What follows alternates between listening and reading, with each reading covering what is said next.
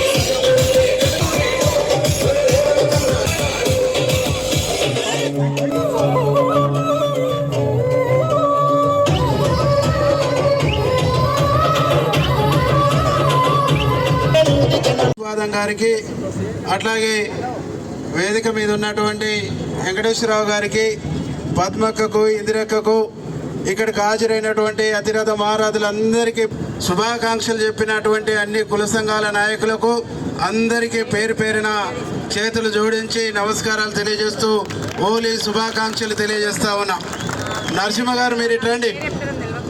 నియంతైనా ప్రజల జోలికి వస్తే మట్టి గరవక తప్పదు. తెలంగాణ రాష్ట్రంలో ఒక నియంత ప్రజల్ని ఇబ్బంది పెడితే మట్టి గరిచిండ్రు. పెన్నెల మీద మన్ను కప్పితే గన్నులై మొలకెత్తుతాయి అనేటువంటి నినాదం చూసినాం. ప్రజల సంస్కృతి సాంప్రదాయం మీ జోలికి వస్తే ఏమైంది? ఈరోజు అడ్రస్ లేదు. ఉన్నది అడ్రస్ కంటే తక్కువ వచ్చిన ఓట్లు వచ్చినాయని సిగ్గు లేకుండా ఒక దళారి ఏమంటుండు, మన ఇక్కడ ఉండేటువంటి పోలీస్ వ్యవస్థను తప్పు పడుతుండా. దళారి ఎప్పుడు కూడా నిజాయితీపరుడు కాడు. కాబట్టి దళారి మాటలు నమ్మొద్దు. అభివృద్ధి లక్ష్యం, ప్రజల సంక్షేమమే ఏకైక మార్గం. ప్రజలు సంతోషంగా ఉండాలి, ఆ సంతోషంలో మనం ఉండాలనే కాన్సెప్ట్ ప్రతి కాంగ్రెస్ కార్యకర్తకు ఉండాలి. ప్రజలు సంతోషంగా లేకుంటే మనం సంతోషంగా లేనట్టుగా భావించాలి అనేది మన పెద్దలు రాహుల్ గాంధీ గారు, సోనియా గాంధీ గారు, రేవంత్ రెడ్డి గారు, మన నాయకులు కోమటిరెడ్డి వెంకరెడ్డి గారు, రాజగోపాలన్న గారు పదే పదే చెప్తారు. ప్రజల సంక్షేమమే ధ్యేయంగా, నెకరెకల్లు ప్రాంత అభివృద్ధి లక్ష్యంగా రోజుకు 18 కాదు 20 గంటలైనా కష్టపడదాం. మా ఓపిక నాకుంది, ఆ శక్తి నాకుంది. దాదాపు ఈ ప్రాంతంలో మనం చూస్తూ ఉన్నాం, గడిచిన 3 నెలలు ఎట్లా అభివృద్ధి అవుతుంది మనం చూస్తూ ఉన్నాం. మన జిల్లాలో ఒక మోతాదు ఉంటాడు, ఏం చేస్తుండు, ఏడ వరిసేరు ఎండిపోతే అడిగి పోయి వస్తుండు. ఈ 3 నెలలనే కాంగ్రెస్ వానలు కురిపియకపోయిందట, నీళ్లు తేలేకపోయిందట.